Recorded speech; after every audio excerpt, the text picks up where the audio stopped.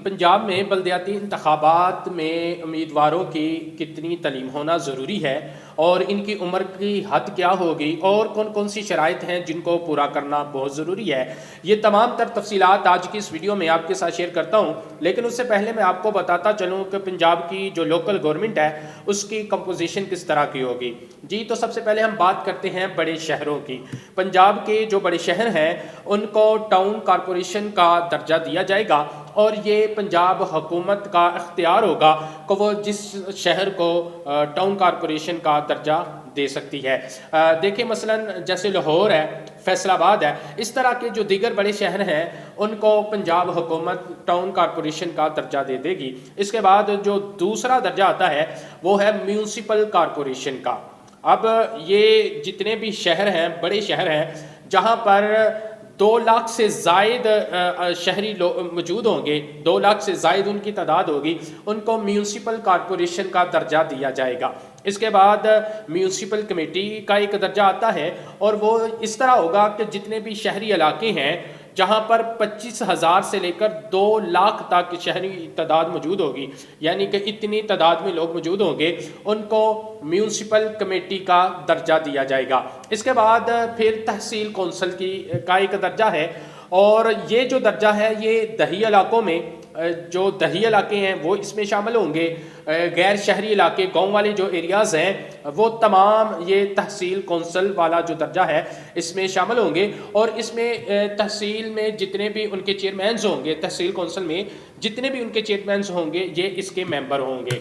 और इसके बाद अगर हम बात करें टाउन कॉरपोरेशन की तो उसमें एक मेयर होगा और 2 डिप्टी मेयर होंगे और उनके जितने भी काउंसलर्स हैं वो तमाम इसके मेंबर होंगे।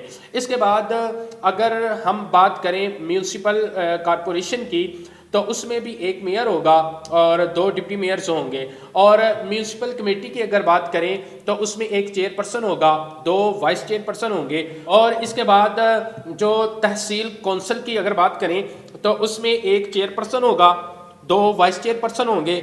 और ये जो तहसील कौंसल के चेयरपर्सन और वाइस चेयरपर्सन है यूनियन कौंसल में चेयरमैन मुंतखब होने के बाद ही ये एलिजिबल होंगे, ये फिर अपनी एप्लीकेशन दे सकेंगे और फिर ये जो है वो मुंतखब हो सकेंगे। यूनियन कौंसल के अगर मेंबर्स की मुकम्मल जो तादाद है उसकी बात करें तो ये टोटल 13 होंगे। इनमें से 9 जो मेंबर हैं वो डायरेक्ट जनरल कौंसल मुंतखब होंगे और इन्हीं में से फिर चेयरमैन और वाइस चेयरमैन जो है वो मुंतखब किया जाएगा। और ये जो 9 मेंबर मुंतखब होंगे फिर ये मज़ीद 4 जो मेंबर हैं उनका इंतखाब करेंगे। यानी समझ लें कि ये जैसे सर्व सीटें होती हैं उस तरह ये 4 होंगी। एक ख़वातीन की होगी और उनमें से एक अक़लियत की सीट होगी, एक मज़दूर या किसान होगा और एक जो है वो यूथ मेंबर होगा। अब यूथ मेंबर जो है उसके लिए 18 साल से 32 साल के दरमियान उसकी एज होना ज़रूरी है। यूनियन कौंसल के इंतखाब के बाद जो बंदा चेयरमैन मुंतखब होगा वही तहसील कौंसल के लिए भी एलिजिबल होगा। अब देखते हैं कि पंजाब का कौन सा शहरी है जो उम्मीदवार की अहलियत रखता है।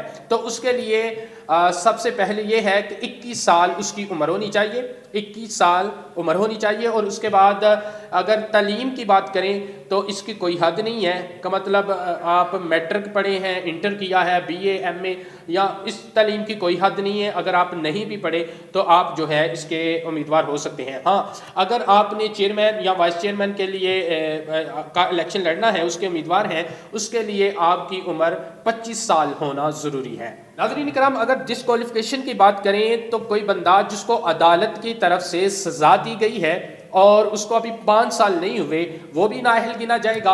और उसके साथ कोई बंदा जो सरकारी नौकरी कर रहा है और उसको नौकरी से निकाल दिया गया है या उसको जबरी तौर पर रिटायर किया गया है और उसको अभी 3 साल पूरे नहीं हुए तो वो भी इसका उम्मीदवार